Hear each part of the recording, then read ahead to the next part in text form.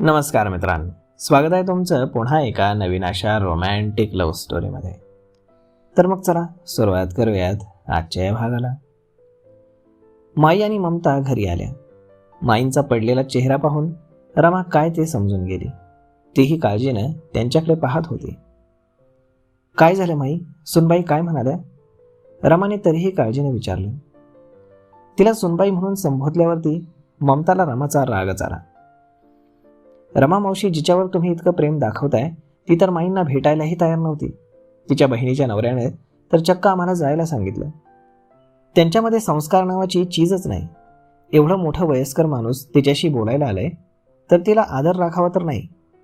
काही नाही बोलून अपमान करत होती, ममता बोलली. शांत हो ममता, मला त्यांच्या बोलण्याचा राग नाही आला. त्यांच्या जागी ते बरोबरच आहेत, माई बोलली. तुम्ही काहीही म्हणा माई, मला गाथाचं हे वागणं अजिबात आवडलं नाही. ठीक आहे, देव तिच्याशी वाईट वागला, पण त्याला कारणीभूत पण तीच होती हे ती कसं विसरू शकते? तिनं देवला फसवण्यासाठी सगळं कटकारस्थान रचलं आणि जेव्हा ते देवला कळालं त्यावेळी त्याची रिॲक्शन योग्य होती. देवला खोटेपणा चालत नाही. अशा खोटारड्या लोकांची त्याला फार चीड येते हे आपल्याला माहीत नाही का? तिच्या जागी दुसरं कोणी असतं तर आयुष्यात तिचं कधी तोंडही पाहिलं नसतं त्यानं, पण तो जितका रागीट आहे तितकाच मनाने हळवा आहे. गाथावर जीव जडला त्याचा, त्यामुळे तिच्या चुका तो माफ करून सगळं विसरून तिला आयुष्यात परत आणतोय तर हिचे अजून नखरे. ती असं बोलतच होती जसं काही सगळ्यांना देव कारणीभूत आहे.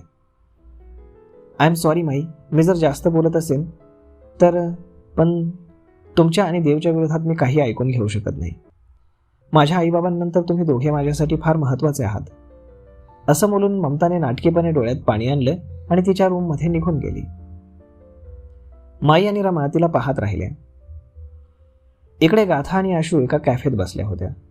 गाथाचा चेहरा पडलेला होता. हे काय, मला भेटून तुला आनंद नाही झाला? असं काही नाहीये, उलट तुला भेटून मन हलकं होतं. काय झालं, खूप नाराज दिसतेस? आशूनं विचारलं. आज माई आल्या होत्या भेटायला. ओह, मग? सोबत ममताही होती. व्हॉट? हो, माई देवची बाजू मांडत होत्या. तू काय म्हणालीस मग? मी म्हणाले की सगळं संपलंय माई, या गोष्टींना आता काही अर्थ नाही. मी सगळं विसरून खूप पुढे आली आहे. खरंच तू सगळं विसरलीस? आशू बोलली.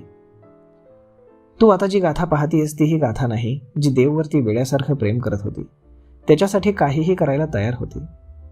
ती गाथा त्याच दिवशी मेली ज्या दिवशी बाबा गेले. त्यांचं अस्थिविसर्जन करताना मी त्या गाथाचेही अंत्यसंस्कार केले. गाथा डोळ्यात पाणी आणून बोलली आणि आशूने तिच्या हातांवर हात ठेवले. कुणालाही न सांगता तू लंडनला का निघून गेलीस? आशू बोलली. तुझ्यापासून मी कधीच काही लपवलं नाही आशू, आजही नाही लपवणार. ग्रीषा माझी मुलगी आहे, असं म्हणत गाथा भूतकाळामध्ये पुन्हा हरवली आणि आशूला सगळं सांगू लागली. भूतकाळामध्ये समीर, माया, गाथा संगमावरती तिच्या बाबांचं अस्थिविसर्जन करत असताना गाथा चक्कर येऊन पडली. तिला समीरनं ताबडतोब तिथल्या डॉक्टरांना दाखवलं. डॉक्टरांनी तिला नीट तपासल्यावर समजलं की गाथा प्रेग्नंट आहे. गाथा तर हे ऐकून एकदम सुन्नत झाली. माया आणि समीर घाबरले, कारण तिचं लग्न मोडलं होतं आणि तिचा अश्लील व्हिडिओ व्हायरल होत होता आणि त्यात ती गरोदर आहे हे जर कोणाला कळालं तर तिच्यावर अजून लांछन लागलं असतं. तिचं भविष्य उद्ध्वस्त होईल म्हणून समीर तिथूनच सगळ्यांना घेऊन सरळ लंडनला गेला. त्यानं फोन करून राजनवरती कंपनीची जबाबदारी टाकली आणि त्याच्याकडनं प्रॉमिस घेतलं की तो त्यांच्याबद्दल कोणाला काही सांगणार नाही. लंडनमध्ये आल्यावरती समीरनं गाथाला पुन्हा तिथल्या डॉक्टरांना दाखवलं. 2 महिन्यांची ती गरोदर होती. ॲबॉर्शन करण्याशिवाय दुसरा पर्याय नव्हता, परंतु गाथानं त्यासाठी नकार दिला. कसंही असलं तरी तिचं पहिलं बाळ होतं ते. तिच्या पोटात वाढत श्वास घेत होतं. ती कशी काढून टाकणार होती त्याला? यामुळे तिचं भविष्य, तिचं करिअर संपेल ही काळजी समीर आणि मायाला सतावत होती. पण गाथा काही केले ऐकायला तयार नव्हती. अखेर समीरनं तिच्यासमोर एक पर्याय ठेवला. ती या बाळाला जन्म देईल, परंतु त्याला नाव समीर आणि मायाचं लागेल. त्याचे आईबाबा समीर आणि माया असतील. गाथा खूप रडली. आपल्या बाळाला ती आपले म्हणू शकत नाही याचं तिला फार वाईट वाटत होतं, पण त्याच्या भल्यासाठी तो अनैतिक संबंधातून जन्माला आलाय असं कोणी म्हणू नये म्हणून ती काळजावरती दगड ठेवून बाळ समीर आणि मायाला द्यायला तयार झाली. समीर, माया आणि यशोदा मावशीनं तिची खूप काळजी घेतली. तिला खुश ठेवलं. कधीच तिचा भूतकाळ तिच्या पुढे येऊ दिला नाही. पण 7 महिने पूर्ण होताच गाथाला अचानक पोटात दुखू लागलं. तिला रक्तस्राव व्हायला लागला आणि त्यामुळे वेळेआधीच बाळाला काढून घ्यावं लागलं. बर्थ सर्टिफिकेट तयार होताना समीर आणि मायाचं नाव तिच्या नावासमोर लागलं आणि ती त्यांची मुलगी म्हणून सगळ्यांना माहीत झाली. गाथाने त्यानंतर तिचं राहिलेलं शिक्षण पूर्ण केलं आणि एक सशक्त व्यक्तिमत्व घडवलं. यात तिच्या फॅमिलीनं तिला खूप मोठा आधार दिला, तिला प्रोत्साहित केलं. मायानं मुलांचा सांभाळ करण्यासाठी स्वतःचं करिअर बाजूला ठेवलं. तर अशा पद्धतीनं भूतकाळामध्ये या सगळ्या गोष्टी घडल्या होत्या. तुझ्यासोबत एवढं सगळं घडलं आणि याची जराही कल्पना तू मला दिली नाहीस. जेव्हाच्या मैत्रिणी आहोत ना आपण, तुला एका शब्दानेही मला सांगावंसं वाटलं नाही, आशू चिडत बोलली. सांगितलं असतं तर सगळं सोडून तुझ्याकडे आले असते ना, सांभाळलं असतं ना तुला, आशू रडत बोलली. माहीत होतं मला तू असंच करणार. सगळं कळाल्यावर तू माझ्याकडे येशील. तुझं करिअर थांबलं असतं त्याचं काय? माझं नुकसान तर झालंच होतं, त्यात हे सगळं तुला सांगून तुझं नुकसान मला करायचं नव्हतं आशू. 4 वर्षांपासून या गोष्टी मी मनात साठवून होते, ज्या कोणालाही मी सांगू शकत नव्हते, परंतु आज तुला सांगितलं. मन हलकं झालं. पण प्रॉमिस की हे गोष्टी तू कोणालाही सांगणार नाहीस, गाथा बोलली. वेडी आहेस का तू? आजपर्यंत आपल्या दोघींच्या गोष्टी कधी बाहेर गेल्यात का? आशू डोळे पुसत बोलली. चल आता, आशू पर्स हातात घेऊन उठत बोलली. कुठे? गाथा न समजून बोलली.